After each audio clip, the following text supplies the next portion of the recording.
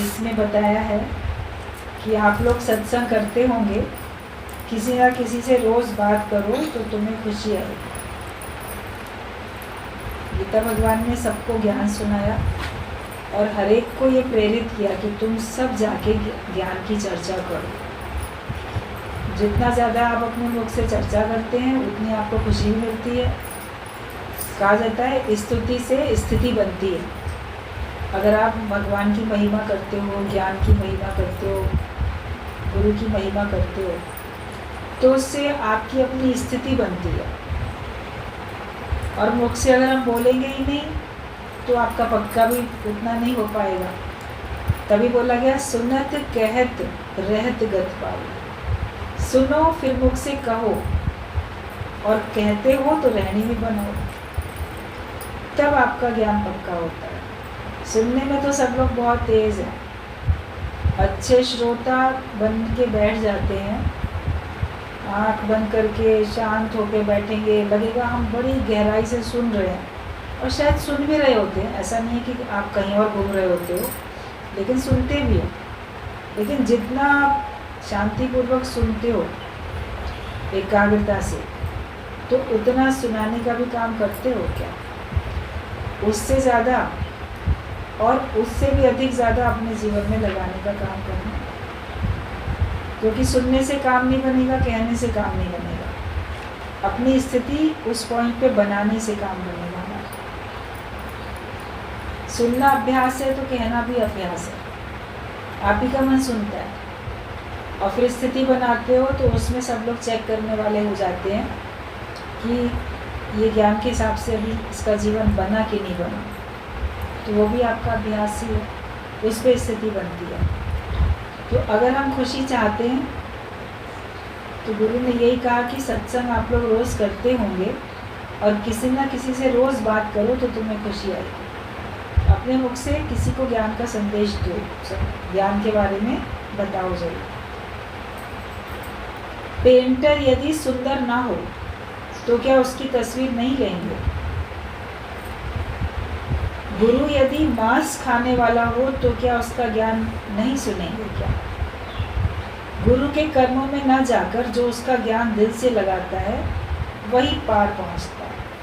मतलब मान लो कोई पेंटर है, वो खुद देखने में अच्छा नहीं है या उसके कर्मों को तो आप जानते भी नहीं हैं, लेकिन उसकी पेंटिंग बहुत अच्छी है, तो हम तो उस पेंटिंग को देख के पसंद करके ख़रीद के चले आते हैं।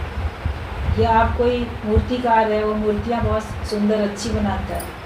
अभी दीपावली में आप लोग मूर्तियाँ खरीदने के लिए जाते हो तो आपकी दृष्टि मूर्तियों पे होती है, ये बड़ी सुंदर है, ये गाय बड़ी अच्छी बनी हुई है, हाथी बड़ा अच्छा बना हुआ है, ये गणेश जी लक्ष्मी जी बड़े अच्छे बने हुए हैं। तो आपकी दृष्टि उन मूर्तियों पे ज़्यादा होती है और जो उसको बेचने वाला है उसके ऊपर आपकी दृष्टि कम होती है और उसके कर्मों में तो जाते ही नहीं। ये अच्छा है कि बुरा है, ये खुद पूजा करता है कि नहीं पूजा करता है, ये हिंदू है कि मुसलमान है। मूर्तिकार ने मूर्ति बनाई, आप तो चुपचाप खरीद के ले आते हो, उसकी जात बिरादरी पूछते हो क्या? उससे पूछते हो तो भगवान की मूर्ति बेच रहा है, तू मांस खाता है कि नहीं खाता है, ऐसे पूछते भी नहीं। जिसका जो भोजन है वो करता है। तो लेकिन हमारा वास्ता उन मूर्तियों से होता है, भले वो भगवान की भी मूर्तियाँ तो भी हम लेके चले आते हैं। तो सत्संग में आके ज्ञान को लेके जाओ ना, ज्ञान को लेके नहीं जाते हैं और हम गुरु को जांचते परखते रहते हैं और उससे डिसाइड करते हैं कि हमको इनका ज्ञान सुनना चाहिए कि नहीं सुनना चाहिए, या ये सत्संग सुनाते हैं तो ये इस प्रकार का भोजन क्यों करते हैं। क्योंकि जो शुरू से जैसा भोजन करता चला आया वो वैसे ही करेगा। कोई शाकाहारी होते हैं, कोई मांसाहारी होते हैं, बदल जाता है बाद में, वो एक अलग बात होती है। अगर किसी का भोजन बदल जाता है तो, नहीं बदलता है तो भी अलग बात होती है। दादा भगवान, गीता भगवान, इन लोग के तो परिवार में, श्याम भगवान, सबके परिवारों में तो शुरू से बहुत नॉनवेज खाया जाता था और इन लोग नॉनवेज भी खाते थे और सत्संग भी सुना। तो सत्संग सुन के गुरु ने कहा कि तुम अपने मन को बदलो, विचारों को बदलो। वस्त्र बदलने से या भोजन बदलने से क्या होगा? तो ऐसे कोई बहुत मना भी नहीं किया। आज दिन तक आप लोग को किसी को मना नहीं किया जाता। तुम लोग प्याज लहसुन खाते हो कि नहीं खाते हो, क्यों खाते हो, छोड़ दो। नॉन वेज खाते हो कि नहीं खाते हो, क्यों खाते हो, छोड़ दो। ऐसा कभी भी नहीं खाओ, आपकी स्वेच्छा है, आप खाओ या ना खाओ, आपकी अपनी मर्जी है। लेकिन ज्ञान के जो भोजन है, वचन, इनको ज़रूर ग्रहण करो, इनको मत छोड़ो। तो चूँकि उन लोग के भोजन में नॉनवेज शामिल होता था, तो कई लोग के मन में ऐसे आया होगा विचार कि अरे ये तो नॉनवेज खाते हैं, तो सत्संग सुनाते हैं फिर भी खाते हैं, तो हमें इनका ज्ञान सुनना चाहिए कि नहीं सुनना चाहिए। कहीं भी आप निष्काम करने के लिए जाओगे, सत्संग सुनाने के लिए जाओगे, तो आपके बारे में सब कुछ जांचा परखा जाएगा, और उसमें भांति भांति के विचारधारा के लोग होंगे। कोई अप्रिशिएट करेगा, पसंद करेगा, कोई नापसंद करेगा। तो उसी बात के ऊपर गीता भगवान ने पत्र में किसी के संशय भ्रम पता चले होंगे, किसी के तरफ से कोई बात आई होगी किसी एरिया में, किसी शहर में, तो उसी के ऊपर उन्होंने जवाब दिया।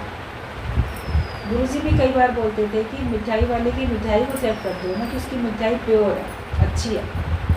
मिठाई वाले से तो नहीं कहते कि तुम खाते हो कि नहीं खाते हो ये मिठाई। हो सकता है वो बिल्कुल ना खाता हो मिठाई, डायबिटिक हो, उसे मिठाई खानी नहीं है, या सारा दिन मिठाइयाँ बनाते बनाते उसका दिल इतना भर गया और उसका मन ही ना करता हो खाने का। तो हमें उस व्यक्ति से ना मतलब हो के उसकी मिठाई से मतलब होता है ना, दुकानदार से मतलब ना हो के हमें उसके सामान से मतलब होता है। तो इसी बात के ऊपर कहा गया कि अगर मान लो कोई गुरु है और वो नॉनवेज खाता हुआ आपको दिख रहा है, तो क्या तुम उसका ज्ञान नहीं सुनोगे? आपको ज्ञान से मतलब हो तो ज्ञान सुनो। शुरू में हम बहुत देखते थे कि कैसे उन लोग का भोजन में ही था, आदत थी, और फिर अब वो लोग बिल्कुल भी नहीं खाते। एक बार कुछ समय पहले जब आए थे बॉम्बे से, ऐसी बात चल रही थी, तो मीरा भगवान ऐसे ही हंस के बोल रहे थे, बोले दादा भगवान के समय शुरू में हम लोग कितना ज़्यादा नॉनवेज खाते थे, कितने शौक से खाते थे, और अब तो बिल्कुल मन ही नहीं होता है, अब खाते ही नहीं है बिल्कुल भी, अब बिल्कुल वेजिटेरियन वही ठीक लगता है। एज वाइज भी और एक अंदर की पसंद भी बदल जाती है, लगता है कि हमको जो चीज़ सूट कर रही है वही खाएं, या जो अंदर से कहते हैं जो रुचे सो पचे, जो तुमको रुचिकर होगा वही तुमको हजम भी होगा, तो तुम्हारी रुचि बदल जाती है। विवेकानंद जब गए अमेरिका में तो वहाँ पे नॉनवेज मिला तो उन्होंने वही खाया, तो यहाँ पे बड़ी बदनामी हुई, अरे सन्यासी कपड़े पहन के और फिर इसने खाया। तो उन्होंने कहा कि अगर हिंदू धर्म एक कोई चीज़ खाने से मिट जाता होता तो ये तो बड़ा कमज़ोर है, कच्चा है, और अगर इतनी परवाह है तो मेरे साथ एक रसोइया और राशन भी भेज दिया होता ताकि वो बना दे और हम खा लें। और जो शुरू से खाता है उसको परहेज नहीं होता है ना, जिसने बिल्कुल नहीं खाया वो तो नहीं खा सकता। तो खाने पीने से थोड़ा ऊंचा उठ के ज्ञान को तो पहले पक्का करो, फिर आपकी अपनी मर्जी, आपको जो अच्छा लगता है वो करो। ये अलग बात है कि आपके जितने सात्विक विचार होते जाते हैं, और वैसे भी आजकल के समय में डॉक्टर्स भी और बाकी सब लोग की विचारधारा है कि जो हम लंबी आयु, स्वस्थ जीवन हम शाकाहारी भोजन से प्राप्त कर पाएंगे, तो उससे हमको उतना नहीं मिलेगा। कोई बीमारियां ऐसी होती हैं जिसमें डॉक्टर कहते हैं कि आप ये ले लो, इस प्रकार की चीज़ खाओ या उसका सूप पियो, कोई चीज़, तो उसके लिए लोग एज ए मेडिसिन लेते हैं। मगर वही लोग तो ले पाते हैं जिन्होंने पहले से खा रखा होता है। जिन्होंने पहले से नॉनवेज बिल्कुल नहीं खाया, तो वो एज ए मेडिसिन भी लेना उनको बहुत गवारा नहीं होगा, पसंद नहीं कर पाएंगे, या सूट नहीं करेगा, हजम नहीं होगा। एक बार हम पढ़ रहे थे कहीं पर किसी आर्टिकल में, पेपर में, कहीं किसी मैगजीन में, कि जो आपके माता पिता परिवार वाले पहले से खाते चले आए हैं वो भोजन आपको फिर भी सूट करता है, और जो आपने खाया ही नहीं है पहले से तो उसको सूट करने में आपको परेशानी आती है, आपका शरीर उसको जल्दी एक्सेप्ट नहीं कर पाता। तो जो शुरू से वेजिटेरियन है तो उनको वही करता है। फिर भी कई लोग अपने शौक़ से, देखो यंग जनरेशन के बच्चे, घर में प्याज लहसुन भी नहीं खाई जाती, बाहर यार दोस्तों के साथ मिलके सब नॉनवेज भी खा रहे होते हैं।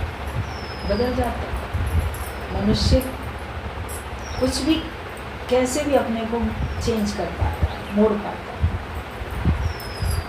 मांसाहारी से शाकाहारी में जा सकता है, शाकाहारी से मांसाहारी में जा सकता है, कैसे भी जा सकता है। बाकी जो है पशु पक्षी वो शुरू से जैसे थे वैसे ही रहेंगे।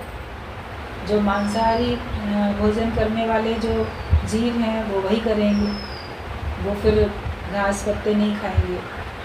और जो ये सब घास पत्ते खाने वाले जीव हैं वो फिर वो नहीं खा पाएंगे। तो पशु पक्षी उनके जो अपने सेट भोजन है वही कर पाएंगे। लेकिन मनुष्य कुछ भी कर सकता है, उसको इतना जैसे है कि वो उसमें चेंज कर सकता है, और समय की मांग जैसी होती है वैसा होता है। तो हम इन सब बातों में अपनी बहुत ज़्यादा मन बुद्धि ना लगा के पहले हम ज्ञान तो पक्का करें, आत्मा तो पक्की करें, और फिर आपकी अपनी स्वेच्छा है, आपको क्या पहनना है, आपको क्या खाना है।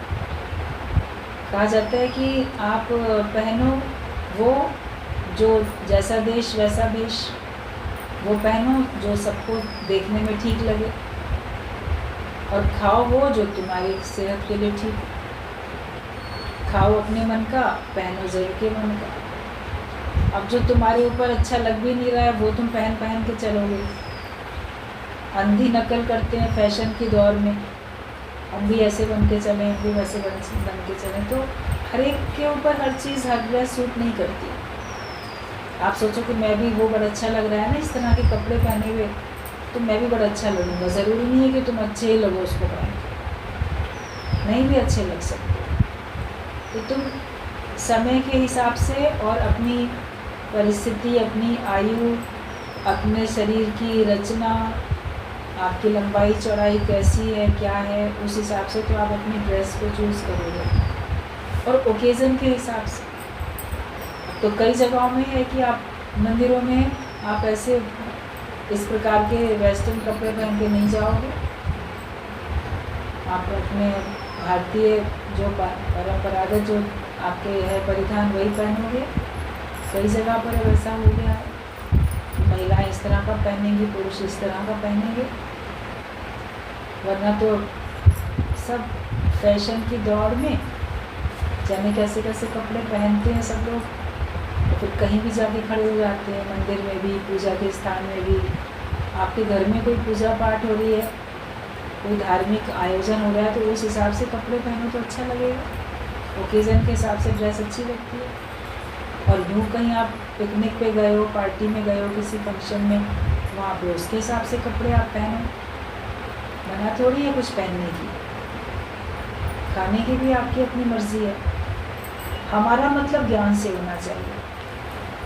तो यही बताया कि हम गुरु के कर्मों में न जाकर जो उसका ज्ञान दिल से लगाते हैं तो वही पार पहुंचते हैं। जब हम उसके ज्ञान को दिल से लगाते हैं तब हम पार पहुंचते हैं। तो गुरु के किसी भी कर्म में हमको नहीं जाना, केवल खाने पीने के ही नहीं, लेकिन उसके किसी भी कर्म की नकल हमको नहीं करनी। हमको ज्ञान को सही तरह से समझ के ज्ञान के हिसाब से अपना जीवन बनाना। कहा जाता है कि गुरु जो करे वो नहीं करो, गुरु जो तुमको कहे वो करो। तुमको क्या बात कहेगी, तुम वो करो। आप बोलोगे हमको तो ऐसे कह दिया नहीं करो, खुद तो ऐसा करो, तो तुम उसके कर्म में क्यों जा रहे हो? उसके लिए जो उचित है वो वही कार्य करेगा, उस समय उसके लिए वही उचित है करना। बाकी तो करने वाला वो है ही नहीं, गुरु करने वाला होता ही नहीं है। हम अपने अंदर में कर्तापना रखते हैं तो हमको दूसरे में भी कर्तापना दिखता है। तो हम उसके ज्ञान से दिल लगाएं तब हम उस पार पहुँचेंगे। गुरु के कर्म तब तक देखने में आएंगे जब तक हम करता हैं, पर तुम दृष्टा हो जाओ अपने मन, इंद्रिय, शरीर के कि मेरा इनसे कोई वास्ता नहीं है, मैं न्यारा हूँ सबसे, तो गुरु भी तुमको न्यारा समझेगा और तुम गुरु को न्यारा समझोगे। जब तक हम खुद कर्तापने में हैं तब तक हमको सबके कर्म देखने में आए। दादाजी ने एक पॉइंट बोला है कि जब तुम अकर्ता भाव में आ जाते हो पूरी तरीके से, तब तुमको ऐसा महसूस होगा संसार में सारी सृष्टि ही स्ट्राइक पे है, कुछ नहीं हो रहा है, कोई कुछ कर ही नहीं रहा है। जब आप पूरी तरह से अकर्ता भाव में हो तो आपको सभी अकर्ता भाव में नजर आएंगे। लेकिन हमारे अंदर कोई कर्तापना है तो हमको दूसरा भी कोई कर्म करता हुआ दिखेगा, इसने अच्छा किया, इसने बुरा किया, या हम तो ऐसा नहीं करते, वो लोग तो ऐसा करते हैं। तो तुम भी नहीं करके भी कर्तापने में हो, तभी तुमको दूसरे का कर्तापना नजर आ रहा है। तुम दृष्टा साक्षी होके बैठो तो तुमको वास्तव में सब तरफ एक ही भगवत भाव से भगवान ही भगवान दिखेगा, और उसमें तो कोई कर्म फिर होता ही नहीं है। तुम दृष्टा हो जाओ अपने मन और इंद्रियों के, कि शरीर से भी मेरा कोई वास्ता नहीं है, मैं क्यों अपने देह से भी वास्ता रखूं, और मैं सबसे न्यारा हूँ। तो तुम गुरु को भी न्यारा समझोगे और गुरु भी तुमको न्यारा समझेगा। कई कहते हैं कि स्थूल इच्छाएं तो नाश हो गई हैं, पर अभी सूक्ष्म इच्छा का नाश नहीं हुआ।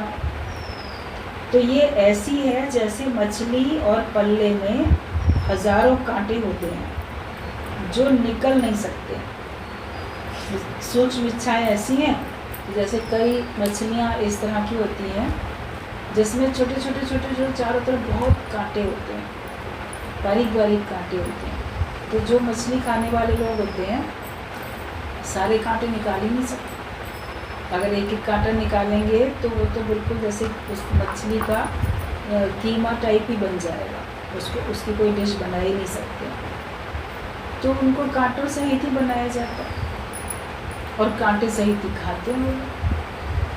कुछ चबा के निगल जाते हैं, खा लेते हैं, कुछ चलो मुँह से निकाल भी देते होंगे। कोई कोई मछलियाँ ऐसी होती हैं जिनमें एक ही बड़ा मेन कांटा बीच में रहता है, तो उसकी तो आसानी से निकल भी जाता है। बाकी हर तरह के में नहीं निकल पाते हैं, बहुत होते हैं किसी किसी में। तो बताया कि जो स्थूल इच्छाएं हैं वो तो ऐसी हैं कि जैसे एक बड़ा कोई कांटा है हमने निकाल दिया, लेकिन जो सूक्ष्म इच्छाएं आपके अंदर भरी पड़ी हैं वो इतनी बारीक बारीक चारों तरफ है कि उनका निकालना ही मुश्किल है।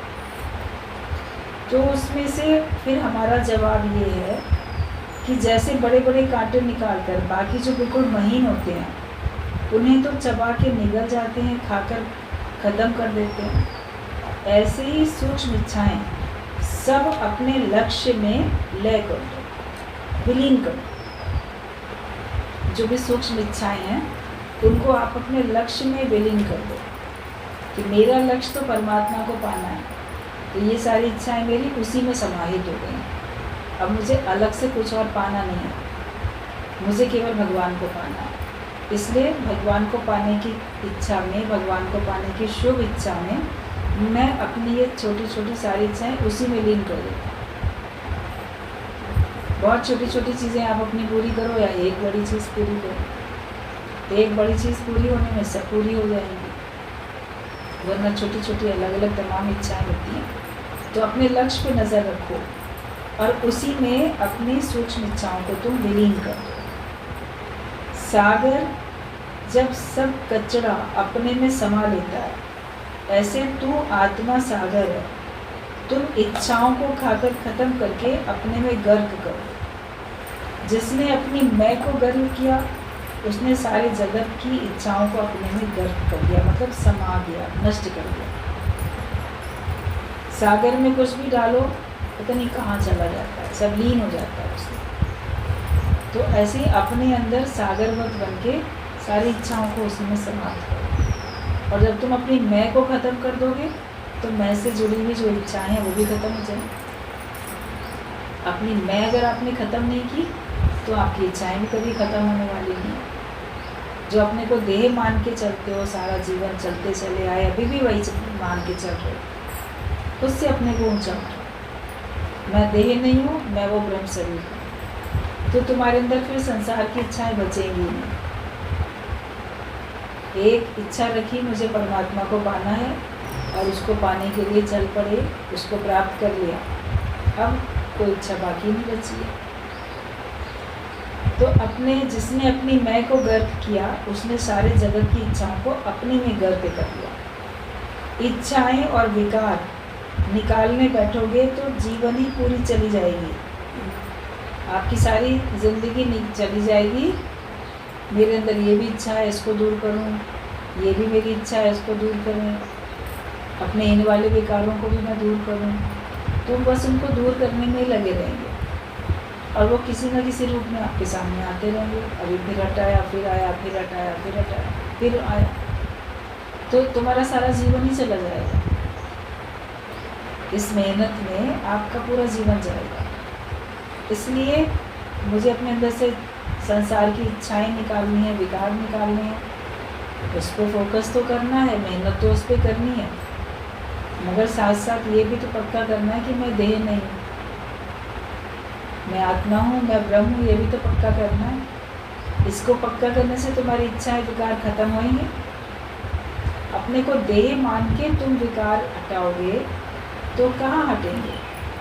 कहते हैं शुद्ध ना होवे काची मिट्टी, जो कच्ची मिट्टी की दीवार होती है, कोई घर ऐसे कच्ची मिट्टी से बने होते हैं, झोपड़ी घर ऐसे बने होते हैं, तो उनकी दीवारें भी मिट्टी की होती हैं, उसका फर्श भी मिट्टी का बना होता है।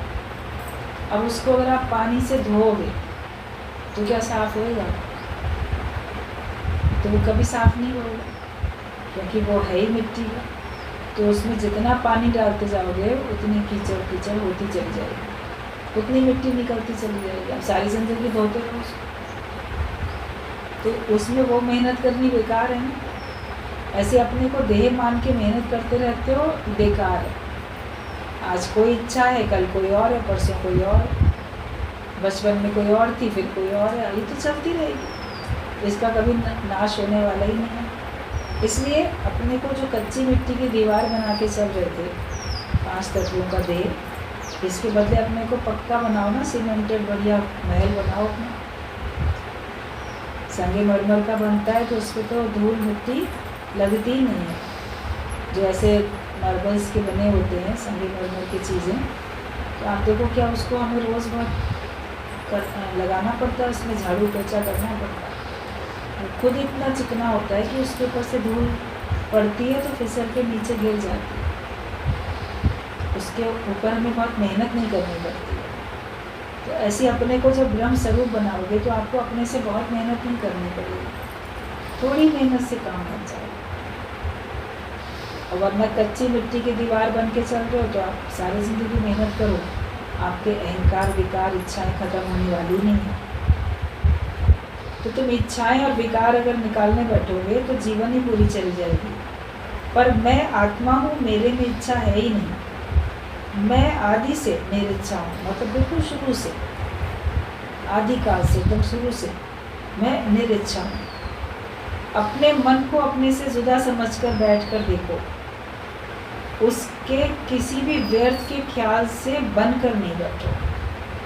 अपने को तन से अलग करके बैठो और अपने को मन से भी अलग करके बैठो। मन के किसी भी ख्याल के साथ एग्री नहीं करो, हाँ मन ये ठीक कहता है। आपका मन अज्ञानी है, मन ज्योत स्वरूप नहीं बना, इसलिए वो जो कहता है वो गलत ही कहता है।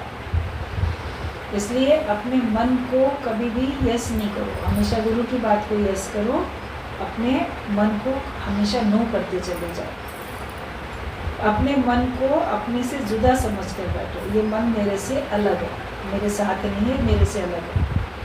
और उसके किसी भी व्यर्थ के ख्याल से बनकर नहीं बैठ जाओ कि मैं भी तेरे ही बन के बैठ जाता हूँ। जैसे तुम हो, मन जो तुम कहते हो बिल्कुल ठीक कहते हो, और मैं वैसे ही हूँ, मन की बात को मानते रहते हैं। उसके व्यर्थ के ख्यालों को हम स्वीकार नहीं करें। आत्मा बिन हर बात को दिल से हमेशा नकार करो। आत्मा के बिना जो भी बात आपका मन आपको सुनाता है उसको इनकार करते चलो। ये बात मेरे से लागू नहीं होती, रॉन्ग नंबर, इस बात से भी मेरा कोई मतलब नहीं है। अपने को हमेशा उसे अलग करते चले जाओ। ज्ञान की बातें हैं आपके अंदर में, उनके ऊपर तो आप ध्यान दो, उनका मनन चिंतन करो, लेकिन ज्ञान के सिवाय जो भी कुछ आपका मन आपको सुनाता है बोलो इससे मेरा कोई मतलब नहीं है। इसलिए इसके बारे में सोच विचार करना मेरे लिए व्यर्थ है, टाइम वेस्ट है। तो अपने दिल से उस बात को हमेशा इनकार करते जाओ जो ज्ञान के अतिरिक्त हो। मन की एक भी नहीं सुनो, और तुम यही खुशी करो कि तुमने मन को पहचाना है कि कैसे भ्रम संशय व्यर्थ के लाकर हमें ये भगवान से दूर करता है।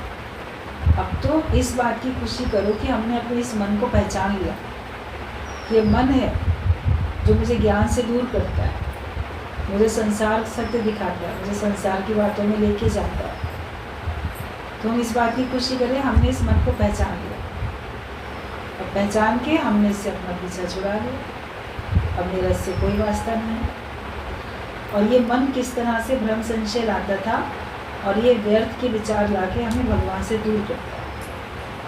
अपनी भूल पर पछताने और रोने के बदले ये खुशी करो कि मुझे पहले ही पता चल गया कि बाकी अब कौन सी कमी है मन में, तो उसे आत्मा का विचार देकर निश्चय करेंगे, पक्का करेंगे। अपने अंदर गलती हुई उसके लिए बहुत पछतावा बार बार करते रहते हो। पछता लिया, मगर फिर इस बात की खुशी करो, चलो ठीक है मुझे अपनी गलती का पता चला, अब आगे से नहीं करूँगी। सिन नो मोर, पाप बहुत किए, अब आगे से नहीं करेंगे। अभी तक पता नहीं था हम ये गलतियाँ कर रहे हैं, या पता था भी तो भी उन गलतियों से अपने को बचाते नहीं थे। सारा संसार ऐसी गलतियाँ करता है, हम भी कर रहे हैं तो क्या होगा। ये विचार आता है लोगों के मन में, हम ही एक ईमानदार बने, हम ही एक सच्चे बने, हम ही एक निस्वार्थ वाले बने। क्यों बने? तो मनुष्य गलत काम करता रहता है, लेकिन जब ज्ञान पक्का हो चुका है तो इस बात की खुशी करो कि चलो मुझे पता चल गया, और अब मैं उसको दोहराऊंगा। जो गलती को ना दोहराए उसे ही सच्चा इंसान है। गलती बार बार करते रहते हो तो तुम इंसान कहलाने के फिर लायक ही नहीं हो। मन में अपने ये देखो अभी बाकी कौन सी कमी है, तो उस कमी को आत्मा का विचार देकर निश्चय करेंगे तो पक्का करेंगे। हमारी एक सत्संगी का पति लखनऊ में गुजर गया है। वो और मैं साथ साथ ज्ञान में आए थे। उसने गुरु को छोड़कर अभिमान में आकर कहा कि मैं गुरु की आज्ञा में क्यों चलूं, गुलाम क्यों बनूं, मैं अलग जाकर शिष्य बनाऊंगी। सो पूना में गुरु बनकर बैठी, दादा लक्ष्मी को छोड़ दिया। अचानक शादी हुई तो पति की गुलाम बन गई। इतना तो मोह हो गया, जो अब पति मरा है तो बहुत दुखी है। फिर भी यहाँ के सिवाय चढ़त उन्नति नहीं है। तो किसी की बात बताई कि कई बार क्या होता है, मन अभिमान करता है।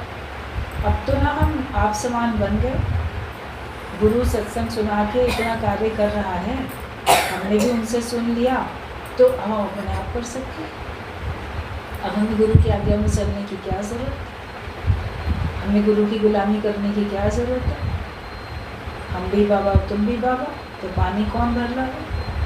ये अभिमान के कारण होता है। अक्सर इस राह में अभिमान ज़रूर आता है।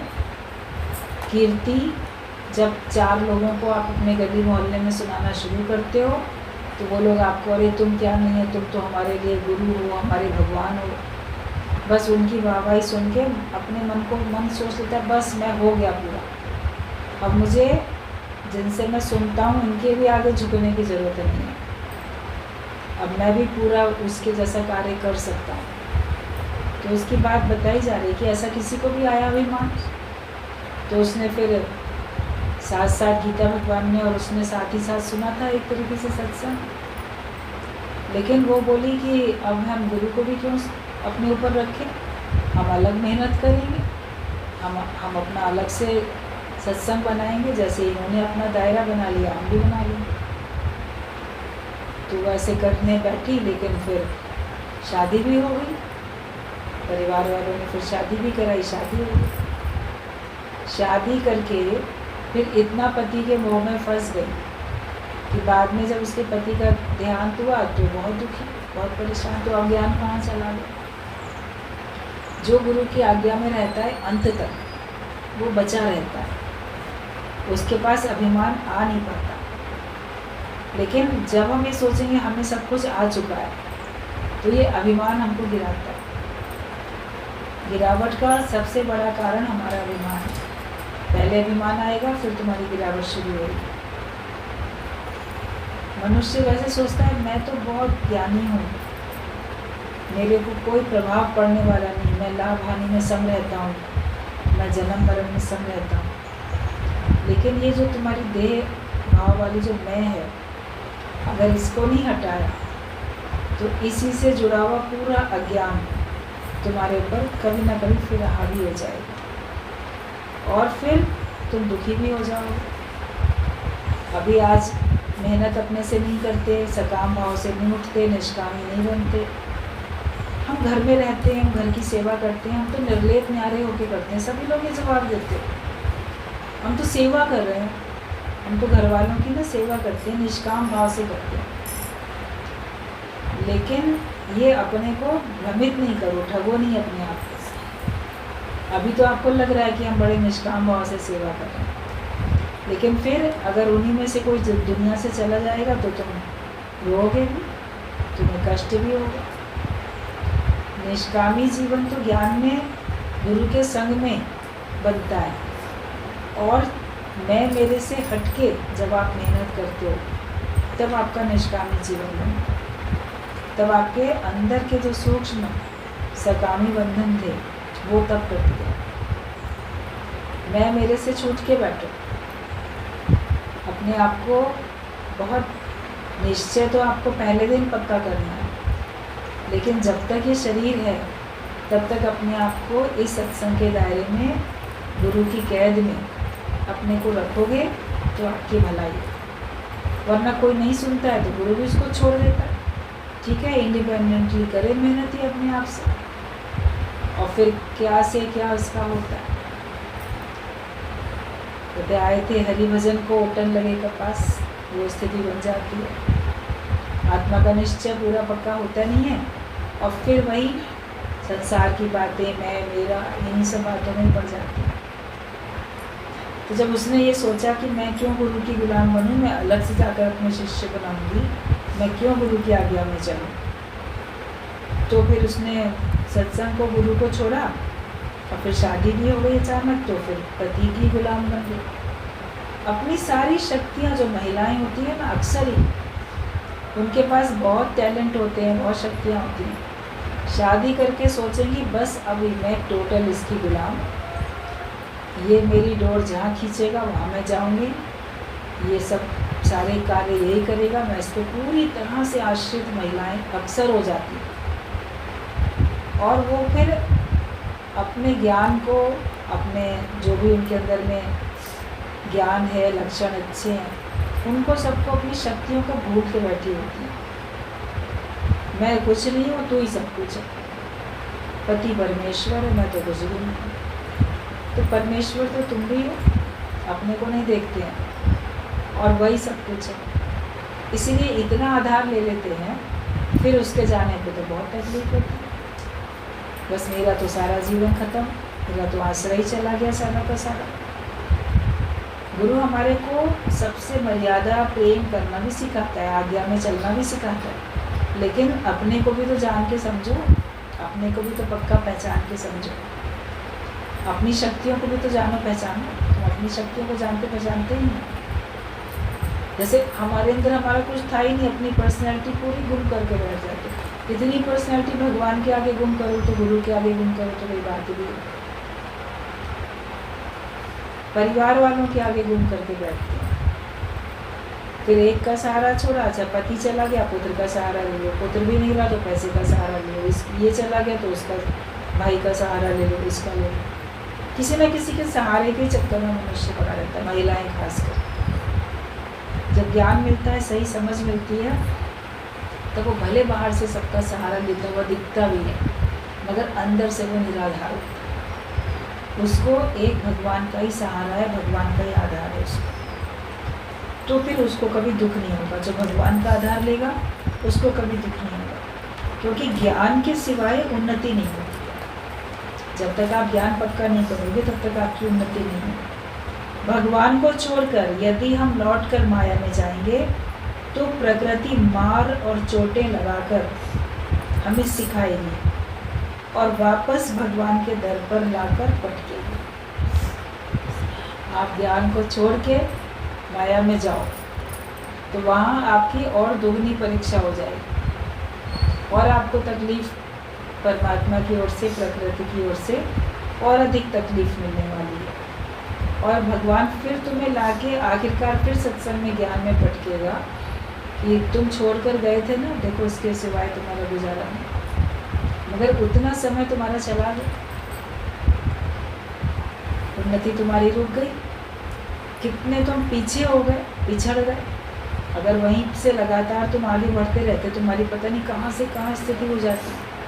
लेकिन अब फिर नए सिरे से मेहनत करनी पड़ती है। जब दोबारा से भगवान लाके वहीं धरती पे पटक देता है तो फिर नए सिरे से ABCD पढ़नी पड़ती है, नए सिरे से ज्ञान पक्का करना पड़ता है। सीढ़ियाँ सब आप गिर के सबसे नीचे पहुँच गए तो नए सिरे से चढ़ना पड़ेगा ना ऊपर, वरना तो चढ़ ही रहे थे तो अभी तक कब के आप मंजिल पर पहुँच गए होते। अभिमान आपको गिरा देता है। तो अगर हम भगवान को छोड़ के लौट के माया में जाएंगे तो प्रकृति हमको मार और चोटें लगाकर हमें सिखाएगी और वापस भगवान के दर पर लाकर पटकेगी। इससे क्यों ना शराफत से माया को पीठ देकर भगवान का रास्ता सीधी तरह से ले लो। आप भगवान को पीठ दिखा के चले जाते हो मुंह फेर के भगवान की तरफ से, तो इससे अच्छा शराफत के साथ माया को ही पीठ दिखा के उसकी तरफ मुंह फेर के भगवान की तरफ मुख करके आगे बढ़ जाओ ना, तो माया भी तुम्हारे पीछे पीछे अपने आप आएगी। आप भगवान को छोड़ के माया की तरफ जाओगे तो भगवान तुम्हारे पीछे पीछे नहीं आने वाला है। लेकिन अगर माया को छोड़ के भगवान को पाने जाओगे तो माया पीछे पीछे आएगी, क्योंकि माया तो है ही परमात्मा की दासी, ये तो परमात्मा के हुक्म से ही चलती है। और फिर आपको तकलीफ़ें भी ज़्यादा मिलती हैं। आप सत्संग अगर छोड़ देते हो तो आपको दुगना कष्ट उठाना पड़ता है। कहा जाता है पढ़िया होवे गुनहगार। जिसने पढ़ाई पढ़ ली फिर अगर वो कोई गलत काम करता है तो उसको डबल पनिशमेंट मिलती है। एक साधारण व्यक्ति अगर कानून तोड़ेगा तो उसको जो दंड मिलेगा उससे दुगना दंड कोई वकील अगर कानून तोड़ेगा तो उसको मिलेगा। इसलिए कि उसको तो कानून का पता था, उसने क्यों तोड़ा? उसने तो कानून की पढ़ाई पढ़ रखी थी। वो तो दूसरा तो जाहिल था, अनपढ़ था, गंवार था, उसको तो पता ही नहीं था। उसको फिर भी थोड़ी रियायत मिल सकती है, मगर वकील को रियायत नहीं मिल सकती है। तो अब जो ब्रह्म ज्ञान में आ जाता है उसको अब कोई रियायत मिलने वाली नहीं। अब अगर तुम माया में जाओगे, अब अगर तुम गलत काम करोगे तो तुमको प्रकृति ज़्यादा कष्ट देगी। लोग बोलते हैं भगवान के रास्ते पर चलते हैं तुम्हें दुख ज़्यादा क्यों मिलते हैं? भगवान के रास्ते पर चलने में दुख नहीं मिलते हैं, भगवान के रास्ते से विमुख होते हो तो दुख ज़्यादा मिलते हैं। और वो दुख तो तुमको मिलने ही थे तभी मिल रहे हैं, प्रारब्ध के थे। लेकिन भगवान के रास्ते पर चलने से वो दुख तुम्हें दुखी नहीं कर रहे होते। जो भगवान के भक्त हैं उनके सामने भी कष्ट आते हैं, लेकिन वो कष्टों में विचलित नहीं होते। वो कष्ट उनको दुखी नहीं कर पाते क्योंकि उनके पास ज्ञान है। अगर ज्ञान नहीं होता तो उस दुख में वो बहुत दुखी हो जाते हैं। भगवान के भक्त को दुख मिलते हुए हैं ये तो तुम देख लेते हो, लेकिन क्या वो भक्त दुखी हो रहा है ये भी तो देखो कि उसको दुख मिले। क्या वो अज्ञानी व्यक्ति की तरीके से हाय हाय करता है, रोता है, दुखी होता है? उसके अंदर में अपार सहन शक्ति है, उसके अंदर में बहुत विश्वास है, वो हर बात से भलाई ढूंढ निकालता है। इसलिए दुख आते भी हैं मगर उसको दुखी नहीं कर पाते हैं।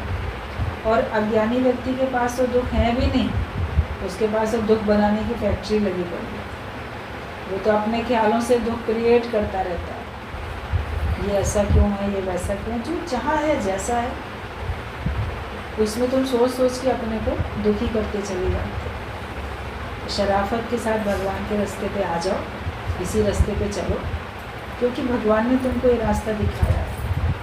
तो अब इस रास्ते को तुम छोड़ो नहीं, तभी उसमें तुम्हारी उन्नति है और तभी उसमें तुम्हारा सुख निहित है। लास्ट में पत्र में यही बात है कि क्यों ना हम शराफत से माया को पीठ देकर भगवान पर आस्था सीधी तरह से ले लें, सरलता से सीधी तरीके से भगवान के रास्ते पे चलते चलो, फिर तुम्हें कोई कष्ट नहीं।